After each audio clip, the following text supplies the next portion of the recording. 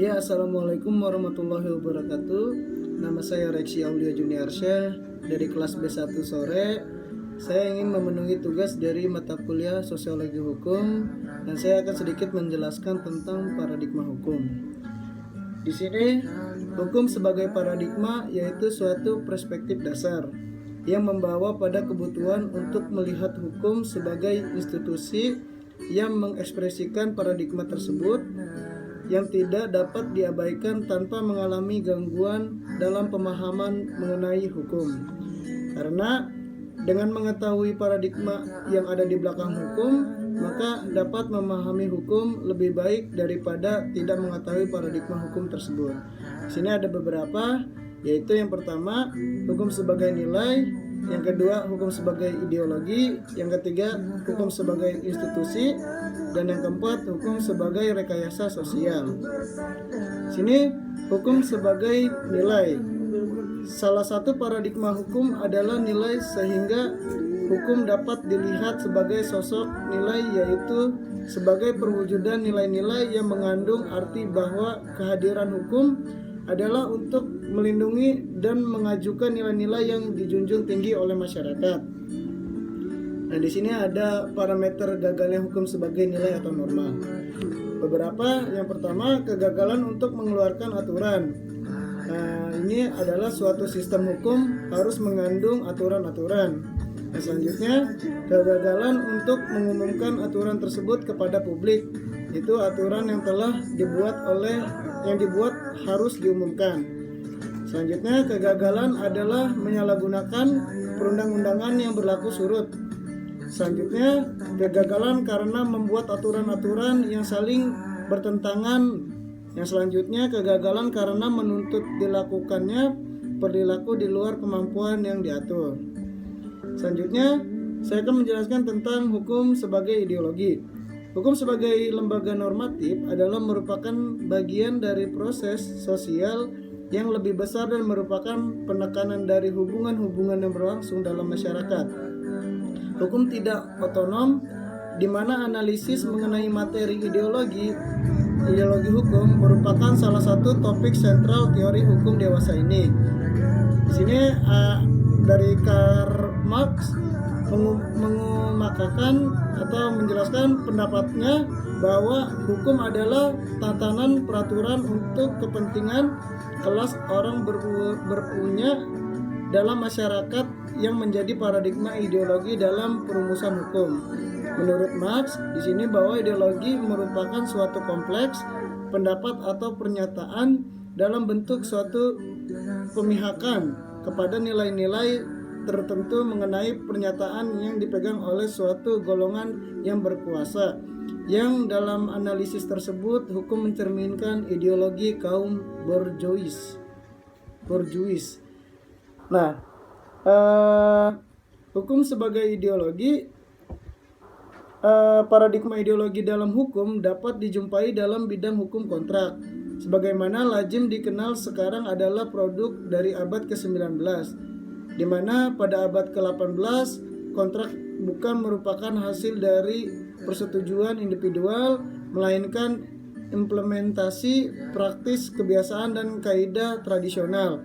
Ideologi komunal tersebut tidak mengenai kontrak sebagai hasil suatu persetujuan. Ini selanjutnya yaitu hukum sebagai institusi. Hukum sebagai institusi adalah institusi dalam pengamatan sosiologi bahwa dalam kenyataan sehari-hari hukum diwujudkan melalui aktivitas atau bekerjanya sebagai badan seperti pengadilan, pembuatan hukum, kepolisian, dan advokat. Yang melalui badan-badan tersebut, semua cita-cita hukum, gagasan abstrak, doktrin, dan sebagainya diusahakan menjadi kenyataan dalam kehidupan sehari-hari. Misalnya, keinginan masyarakat untuk mendapatkan keadilan yang realisasinya melalui suatu badan yang disebut pengadilan, dan untuk mengamati bagaimana badan-badan tersebut bekerja, maka hukum dikatakan sebagai suatu institusi, di mana kehadiran sebagai institusi untuk memenuhi kebutuhan dan tuntutan dalam kehidupan masyarakat. Sini institusi itu adalah suatu sistem hubungan sosial yang menciptakan keteraturan dalam mendefinisikan dan membagikan peran-peran yang saling berhubungan di dalam institusi, di mana para pihak dalam institusi menempati dan menjalankan perannya masing-masing sehingga mengetahui apa yang diharapkan orang darinya dan apa yang dapat diharapkan dari orang lain. Di sini hukum sebagai rekayasa sosial, yaitu hukum sebagai rekayasa sosial atau sarana rekayasa sosial merupakan fenomena yang menonjol pada abad ke-20 yang berbeda dalam suasana tradisional di mana hukum lebih merupakan pembadanan dari kaidah-kaidah sosial yang sudah tertanam dalam masyarakat. Maka hukum sekarang sudah menjadi sarana yang syarat dengan kepentingan misalnya politik, sehingga hukum merupakan menjadi sarana implementasi keputusan politik yang menghilangkan sifat dasarnya pada kehidupan tradisional. Hukum sebagai rekayasa sosial ini sebagai sarana rekayasa sosial yang diperoleh oleh Roscoe pada tahun 1912 dengan mengemukakan gagasan yang kemudian dikenal dengan aliran hukum sosiologis yang apabila ditempatkan pada latar belakang suasana studi hukum pada waktu itu, makna sosiologisnya terlihat pada sifat-sifat sebagai berikut. Pertama, lebih diarahkan kepada bekerjanya hukum daripada kepada isinya yang abstrak. Yang kedua, memandang hukum sebagai lembaga sosial yang dapat dikembangkan melalui usaha manusia dan menganggap sebagai kewajiban mereka untuk menemukan cara-cara terbaik dalam memajukan dan mengarahkan usaha yang sedemikian itu. Nah,